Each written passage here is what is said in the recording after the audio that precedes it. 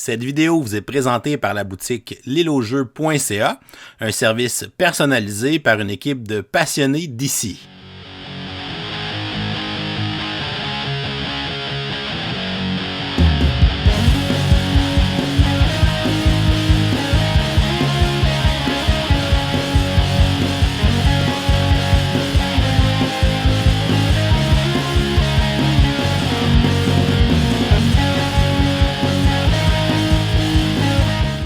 Bonjour chers amis joueurs, ici LP, bienvenue à ce deuxième épisode de ma petite série Gen Con, donc les jeux qu'on a ramenés de Gen Con. Cette fois-ci, je te présente un jeu de Resonance Games, une compagnie que j'avais découvert avec le jeu Visitor of Blackwood Grove, que moi personnellement j'avais bien aimé, même si c'était passé dans le beurre. Et je vais te faire découvrir donc aujourd'hui un jeu qui s'appelle Avant-Card, donc un deck building compétitif avec une thématique d'art moderne. Et on va faire comme d'habitude, t'expliquer comment ça s'installe, comment ça se joue et te dire ce que j'en pense. Donc, pour la mise en place d'Avant-Card, on va commencer par installer ce qui sort de plateau de jeu, qui est cette boîte-ci. Dans le jeu Avant-Card, on a essayé d'être innovateur, fait que quand on installe notre plateau de jeu, on fait tout simplement le dérouler paquet de cartes par paquet de cartes, et normalement, quand on arrive à la fin, on va avoir toutes les cartes qu'on a besoin pour une partie. Fait que dans mon cas, ça va donc ressembler à ceci. On va évidemment, après, se légaliser un petit peu. Chacun des decks de cartes a un certain nombre de cartes et vient en différentes couleurs. Fait qu'on peut prendre le temps, au début d'une partie, de prendre tous les decks un par un et de les brasser parce que les couleurs ont de l'importance. Fait qu'on fait la même affaire avec chacun des decks. Le deck qui est juste ici, c'est le deck de cartes récompense. C'est les points de victoire. On va avoir un certain nombre de cartes à placer dans la zone récompense qui est juste ici, et dans la zone récompense en extra, selon le nombre de joueurs qu'on est. Il y a 28 cartes, il y a 32 cartes dans le paquet. Donc, si on joue une partie à 4 ou à 5 joueurs, on va prendre 28 des 32 cartes qu'on va mettre ici, les 4 cartes en extra, juste ici. Si on joue une partie à 2-3 joueurs, on prendrait 4 cartes de plus pour aller dans les extras, donc 24 récompenses, 8 en extra. Dans mon exemple, je vais faire une partie à 4 joueurs, donc 28 cartes ici. Et 4 cartes en extra, juste ici. Et ça, c'est grosso modo ma zone de jeu. Juste au-dessus de cette zone de jeu-là, je vais avoir une autre petite boîte que je vais ouvrir et qui va me servir à me rappeler de quels sont les pouvoirs des différentes cartes. Fait qu'on va tout simplement les placer au-dessus pour que les chiffres s'alignent. Puis je vais avoir également un rappel sur lequel je vais revenir plus tard, des points de victoire. Finalement, on a une dernière boîte avec les decks de départ de tous les joueurs. Qu'on voit que ces boîtes-là ne sont pas nécessairement toujours faciles à ouvrir. Donc voilà. Parce qu'on va faire attention à ne pas trop les déchirer. Et en les défilant, on va tout simplement défiler jusqu'à temps qu'on ait besoin de le bon nombre de decks. Chaque deck est identique. Fait qu'on donne un deck à chacun des joueurs. Moi, je vais prendre le deck qui est ici. Et ça, on n'en aura pas besoin pour le reste de la partie. De mon deck de départ, c'est un deck de 10 cartes avec couleurs et chiffres variés. De mon deck de départ, on va le brasser. On va en piger 7 pour chaque joueur. Ça va être ma main de départ avec laquelle je vais jouer mon premier tour de jeu. Et ce qui va me rester à faire, c'est de distribuer différents jetons pour finir la mise en place. Le premier jeton que je vais distribuer, c'est les jetons de change. On va prendre un jeton de change par joueur. J'ai une partie à 4 joueurs, donc je prends 4 jetons. Et on va aller les placer juste ici, à gauche de ce petit plateau-là. Et ensuite, on va avoir les jetons de diamant, qui est le catch-up mechanism. On va en prendre un si on joue une partie à 2-3 joueurs, 2 si on joue une partie à 4 ou 5 joueurs. Je joue une partie à 4 joueurs, donc j'en prends 2, je les place juste ici. Finalement, on va déterminer au hasard un premier joueur. Et quand tout ça c'est fait, on est prêt à commencer notre partie. Avant de rentrer dans les règles en tant que telles, le concept général de Avant-Card, comment on fait pour gagner une partie, c'est qu'on tente de ramasser des points de victoire. Les points de victoire sont représentés par ces cartes-là. On va ramasser ces points de victoire-là en réussissant à jouer des bonnes mains de cartes. Les mains de cartes qu'on va jouer vont nous rapporter un certain nombre de dollars virtuels qu'on va pouvoir dépenser à tous les tours de jeu. Et à chaque tour, on réussit à dépenser 6 $ ou plus, on va gagner des points de victoire, tel qu'indiqué ici. Fait que si je réussis à atteindre 6 $ dans un tour, je vais faire 1 point, 8, 2, 10, 3, 11, 4, et chaque tranche de 6 $ supplémentaires, je vais faire un point de victoire de plus. Le tour de jeu où cette pile de cartes-là va se vider, la pile de cartes qui est juste ici, qui va se vider, va indiquer que c'est le dernier tour de jeu. Fait qu'on va finir ce tour de jeu-là. Et ensuite, on va aller piger là-dedans si on a besoin de donner des cartes supplémentaires. Et c'est même précis dans les règles que techniquement, cette pile-là, elle est infinie.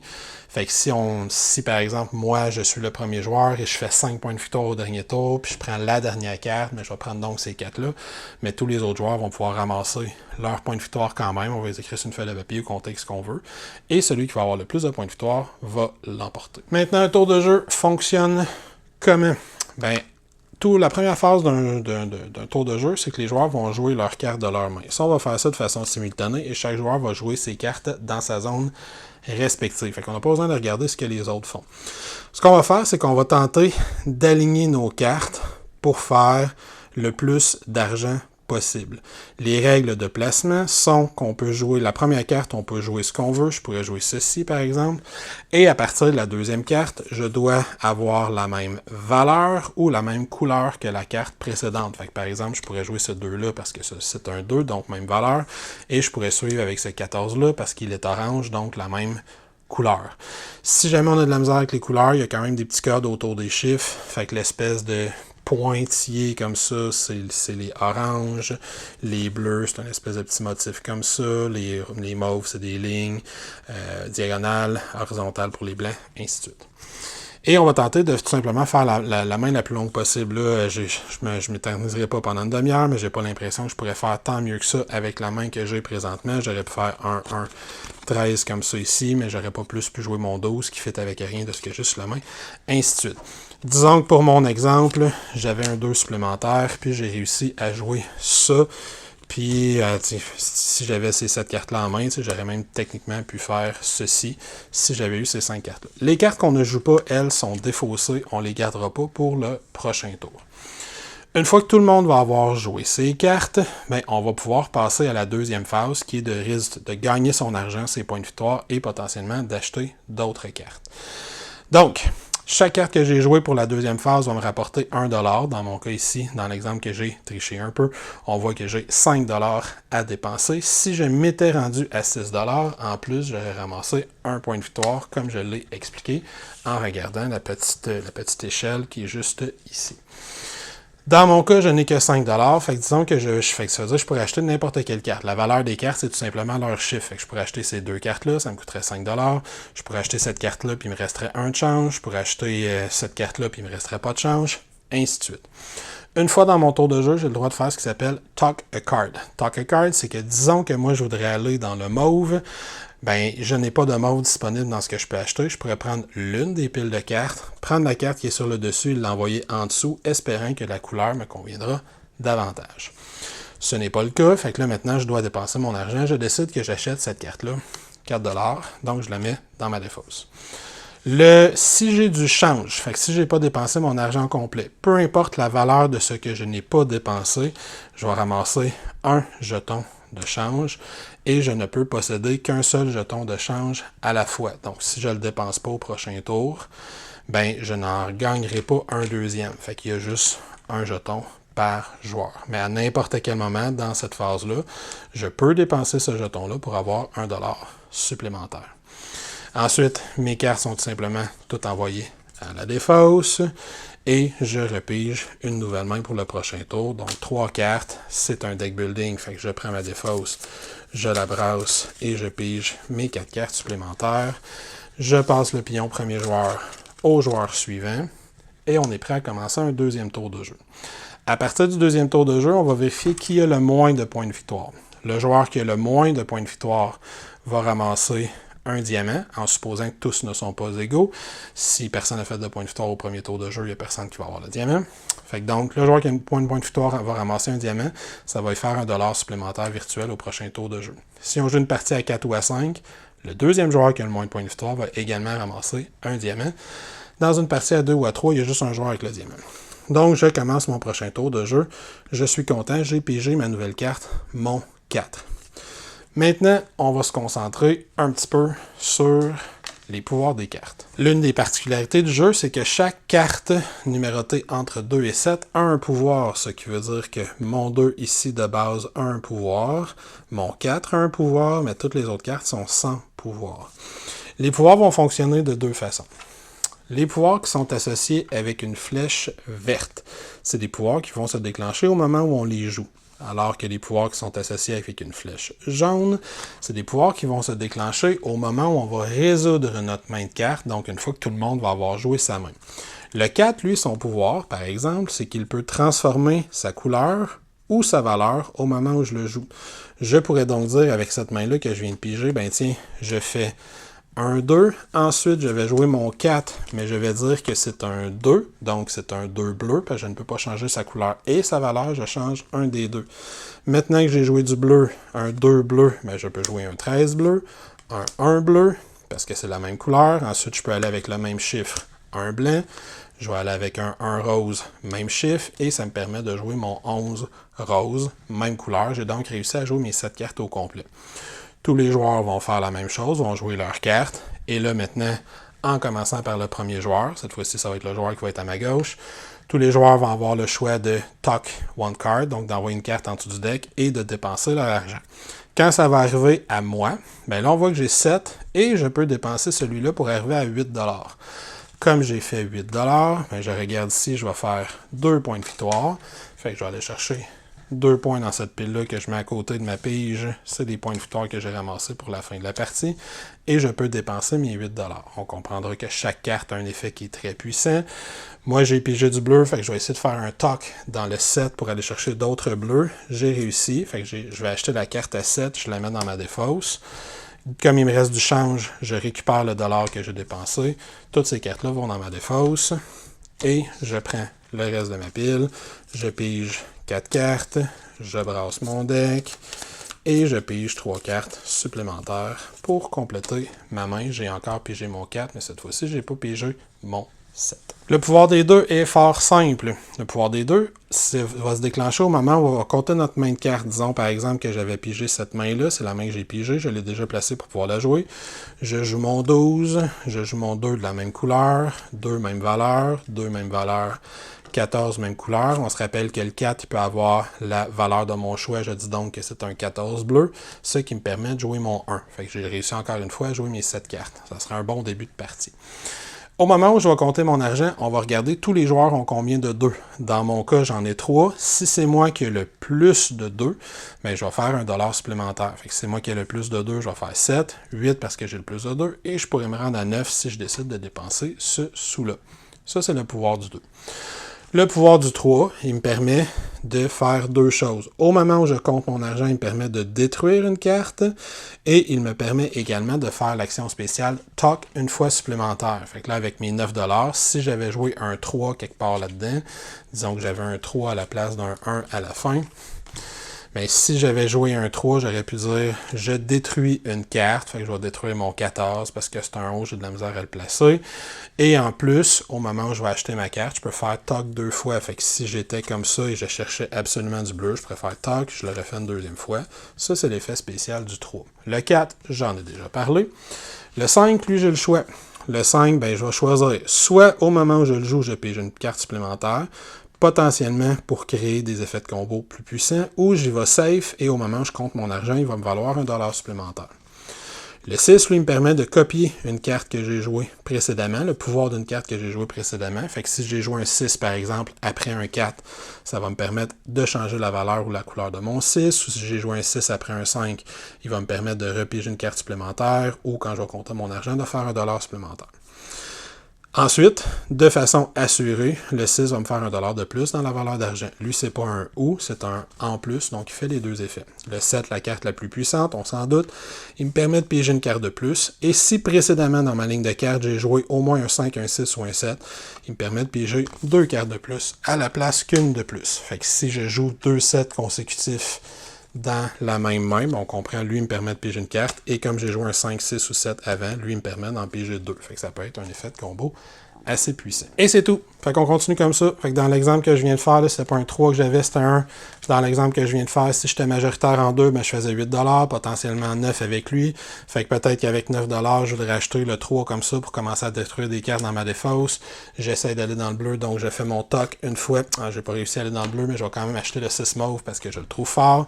Je défausse ma carte, je ramasse mes 2 points de victoire parce que j'ai fait 8$, mais je me suis pas rendu à 10. Je défausse cette carte-là parce que je l'ai utilisée, puis cette fois-ci, j'ai pas gardé de change. Je repige ma main, fait que 1, 2, 3, 4, 5. Je brasse ma défausse, je continue pour me rendre jusqu'à 7. Fait que c'est 7. Et on passe le pion premier joueur au joueur suivant.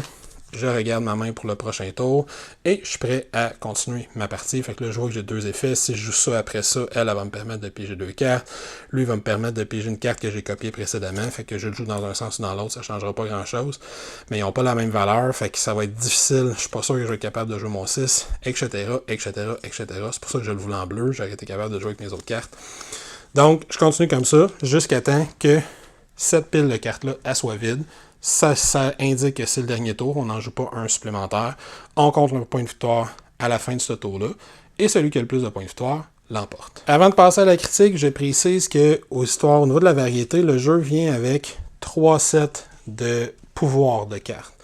Il y a le même set que celui qui est déjà imprimé sur ce petit carton-là. Je ne suis pas sûr pourquoi ils l'ont fait en carte, mais c'est exactement les mêmes pouvoirs. Mais pour chaque valeur, fait qu'on voit que ça, c'est celui qui est imprimé, je pourrais donner d'autres pouvoirs à mes cartes de valeur 2, d'autres pouvoirs à mes cartes de valeur 3. Ça, c'est celui qui était déjà là. Même chose pour les 4, même chose pour les 5, 6 et 7. Chaque série de cartes a un thème. On voit qu'il y a des icônes en haut à gauche, en haut à droite, dis-je.